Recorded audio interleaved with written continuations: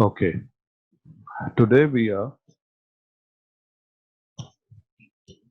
doing paragraph writing. Okay, paragraph writing देखें paragraph जो है is actually part of essay. So if you want to write an effective essay, you must be able to write an effective paragraph. And what are the basic units of paragraph? So sentence is the basic unit. So if you are able to write an effective sentence, so most probably you will also be able to write an effective paragraph. And once you are able to write an effective paragraph, you will automatically be able to write an effective essay as well. So writing an effective and perfect and sound sentence leads towards writing an effective, perfect paragraph. And writing an effective paragraph automatically leads and enables you to write an effective essay. So please pay attention to this lesson as it is very important. It is important because of exams as well, and because if you are able to understand the concepts which I'm going to teach you now, then you will also be able to write an effective paragraph throughout your life. And in this way you will be able to become a good writer as well.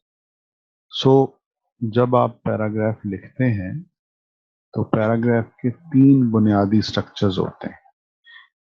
ये देख लें आप मेरे अगर cursor को. Topic sentence होता है number 1. Number 2 होता है सपोर्टिंग सेंटेंसेस एंड नंबर 3 होता है कंक्लूडिंग सेंटेंस. 3 एलिमेंट्स होते हैं: topic sentence, supporting sentence and concluding sentence. Now what happens when you are writing a paragraph? आप हर पैराग्राफ में एक सिंगल आइडिया को डिस्कस करें. ऐसा नहीं होगा कि आप जो है वो 2-4 आइडिया जो है ना वो मिक्स करके एक ही पैराग्राफ में डिस्कस करें. पैराग्राफ राइटिंग का सबसे पहला उसूल ये है कि 1.1 पैराग्राफ. एक पैराग्राफ में एक पॉइंट होना चाहिए. अच्छा, जिस तरह एक ऐसे का टॉपिक होता है ना कि आप एक टॉपिक पर ऐसे लिखते हैं, तो गोया ऐसे ही आप किसी एक टॉपिक पर पैराग्राफ लिखते हैं. अच्छा, उस टॉपिक का कैसे पता चलेगा? उस टॉपिक का पता चलता है टॉपिक सेंटेंस. और मोस्ट ऑफ द टाइम जो पहला सेंटेंस होता है पैराग्राफ का वो टॉपिक सेंटेंस होता है.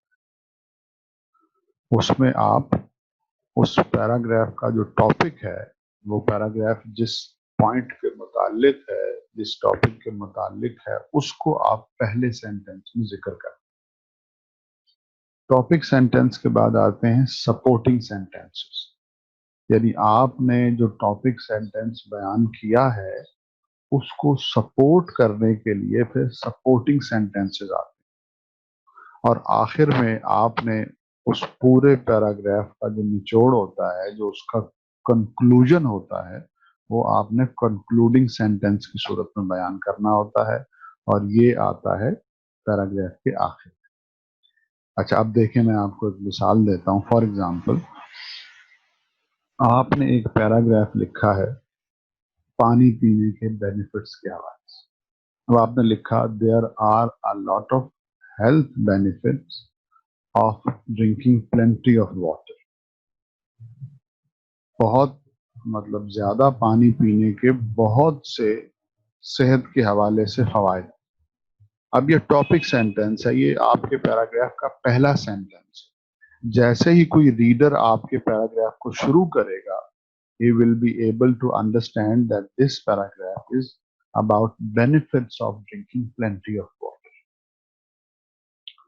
तो आपका जो रीडर है उसको पता चल जाएगा कि प्लेंटी ऑफ वाटर जो है उसके पीने के फवायद के हवाले से ये पैराग्राफ है। तो अब आपने पहला सेंटेंस लिखा, there are a lot of health benefits for drinking plenty of water. अच्छा, अब आपने एक तरह से ये क्लेम कर दिया है, दावा कर दिया है, आपने ये कह दिया है कि भाई बहुत ज्यादा पानी पीने के बहुत से फवायद। अब आपने इस इस दावे की दलील देनी है।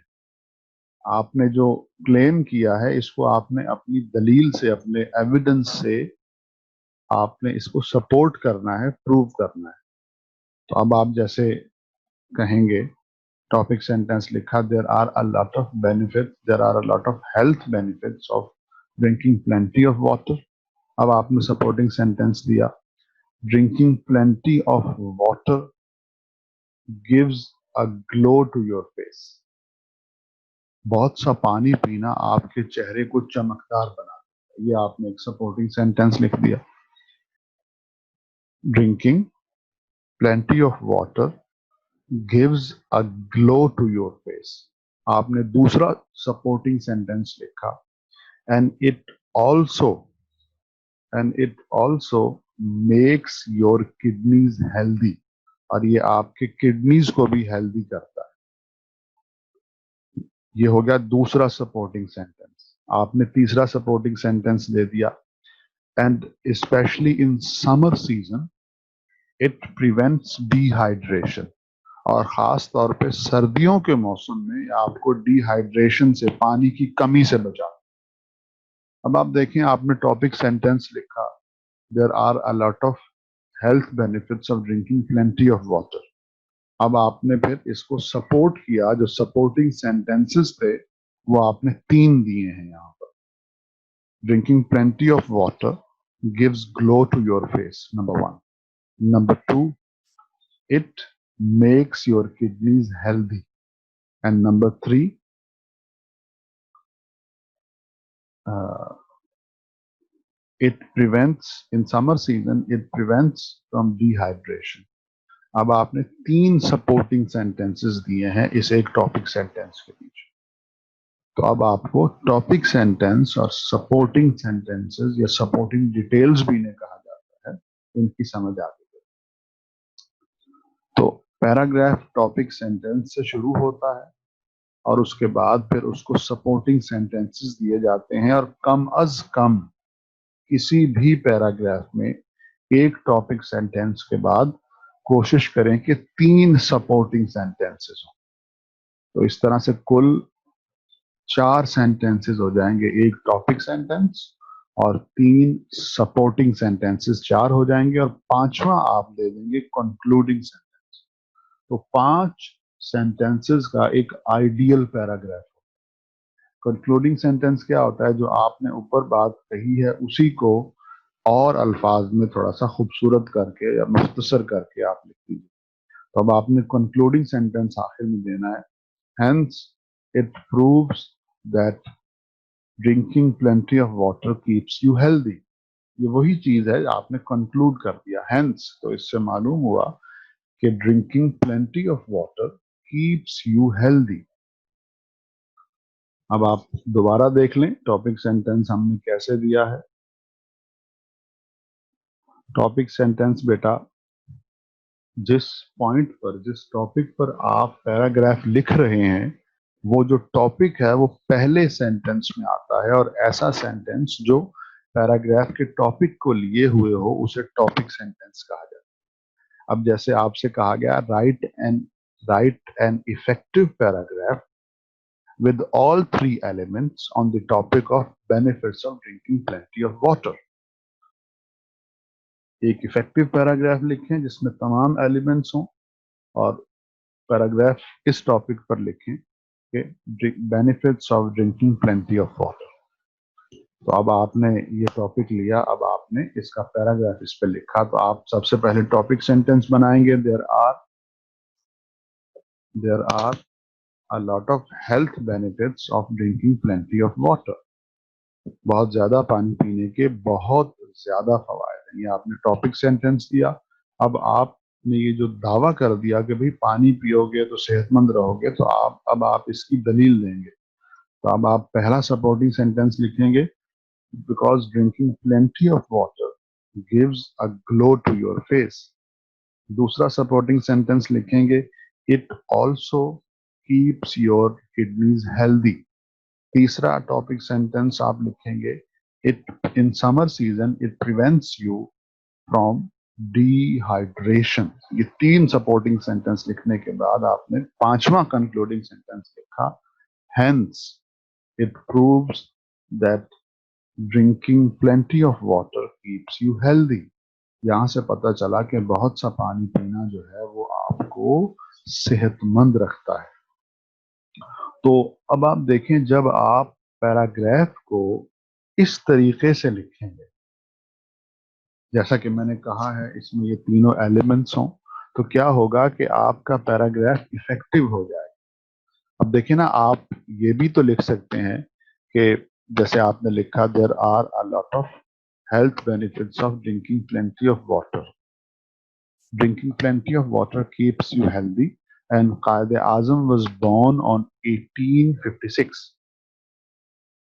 अब आपने बीच में एक मौजू से हटकर जुमला लिख दिया, और कायद आजम जो थे वो 1856 में पैदा। अब ये जो जुमला है इसका टॉपिक से कुछ लेना देना नहीं है। अब अगर आप इस तरह से लिखते हैं कि एक बात करते करते आप कहीं और चले गए, फिर कहीं और चले गए, तो आपका जो पैराग्राफ है वो इफेक्टिव नहीं होगा। और अगर आप इन तीन एलिमेंट्स को फॉलो करेंगे तो ऑटोमेटिकली आपके पैराग्राफ में यूनिटी आ जाएगी। यूनिटी का मतलब कि वो वन यूनिट हो जाएंगे और एक ही टॉपिक पर बात चलेगी, एक ही टॉपिक पर टॉपिक सेंटेंस, उसी के लिए सपोर्टिंग सेंटेंसेस और उसी का कंक्लूडिंग सेंटेंस। तो पैराग्राफ में यूनिटी आ जाएगी। कोहिजन, कोहिजन का मतलब होता है कि क्या कहते हैं, अपना यकसानियत, एक दूसरे के साथ वो लिंक्ड हो चीजें, तो वो कोहिजन भी इसमें आ जाएगी। तो आई होप कि आपको ये चीज समझ आई होगी। Let's move to another, to a model like paragraph effective. ये देखें, अब ये मैं आपको एक पैराग्राफ है, इसको हम पढ़ते हैं। इसमें आप देखेंगे पहला सेंटेंस होगा टॉपिक सेंटेंस, आखिरी जो सेंटेंस होगा वो होगा कंक्लूडिंग सेंटेंस, जो पूरे पैराग्राफ को कंक्लूड करेगा, और बीच के जो सेंटेंसेस होंगे वो होंगे supporting sentences. Like today's car manufacturers have not only made the fastest cars in history but also the most comfortable. बात चल रही कि कार बनाने वालों ने आजकल न सिर्फ तेज कारें बनाई हैं बल्कि बहुत कंफर्टेबल आरामदेह कारें भी बनाई। ये हो गया जी टॉपिक सेंटेंस। पता चला कि कारों के आरामदेह होने के बारे में गुफ्तगू हो रही है। अब देखें जी, ये टॉपिक सेंटेंस, अब इसको सपोर्टिंग डिटेल। टॉपिक क्या है कि कारें कंफर्टेबल हैं। अब देखें जी, सपोर्ट कैसे करेंगे, soft adjustable seats await the driver as he gets in. नरम सीटें जो हैं वो ड्राइवर का इंतजार करती हैं जब वो अंदर दाखिल होता है। अब देखें, कहा कि कारें कंफर्टेबल हैं, पहली सपोर्टिंग डिटेल ये दी कि भाई इस वजह से कंफर्टेबल है कि सीट्स बहुत नरम और कंफर्टेबल। दूसरा supporting sentence, even his feet get special attention as they are on thick floor carpets. यहाँ तक के जो उनके पाँव हैं उन पर भी तवज्जो दी जाती है और उनके लिए बड़े थिक मोटे मोटे कारपेट बिछाए जाते हैं ताकि पैरों को आराम हो। सीट आरामदेह है और पैरों के लिए कारपेट्स आरामदेह। No matter what the weather is like, the heater sends in hot और cold air to suit the occasion. फिर तीसरी कंफर्ट ये है कि कैसा भी मौसम हो, हीटर चल रहे होते हैं। अब वो अगर गर्मी सर्दियां हैं तो हीटर है, और अगर गर्मियां हैं तो कोल्ड एयर है, तो ये भी कंफर्ट है। सीटें कंफर्टेबल हैं, पाँव के नीचे कारपेट्स कंफर्टेबल हैं, और सर्दी गर्मी के लिहाज से अंदर हीटर और एयर कूलर लगा हुआ है, सॉरी एसी लगा हुआ है। द कार रेडियो और सीडी प्लेयर सप्लाइज म्यूजिक और news for the drivers enjoy. एक और कंफर्ट ये है कि सीडी है, रेडियो है, जिससे ड्राइवर को एंजॉयमेंट मिलती है। तो अब इन्होंने टॉपिक सेंटेंस दिया था कि कारें कंफर्टेबल हो चुकी हैं, और उन्होंने अब इसकी दलील ये दी कि देखें सीटें नरम हो चुकी हैं, पाँव के नीचे थिक कारपेट्स होते हैं, मौसम के लिहाज से एसी या हीटर लगा होता है और ड्राइवर की एंजॉयमेंट के लिए जो है वो रेडियो या सीडी भी होती है। अब वाकई ये सपोर्टिंग डिटेल टॉपिक सेंटेंस को सपोर्ट कर रही है, समझने वाले को समझ आ रही है। Modern drivers have never had it as good. अब ये होगा कंक्लूडिंग सेंटेंस, जिसने ऊपर वाली बात को ही कंक्लूड कर दिया और अल्फाज में कि भाई जदीद ड्राइवरों ने इससे पहले इतनी अच्छी चीजें नहीं देखी हों, कंफर्ट जो है वो अपने उरूज पर पहुंच चुके।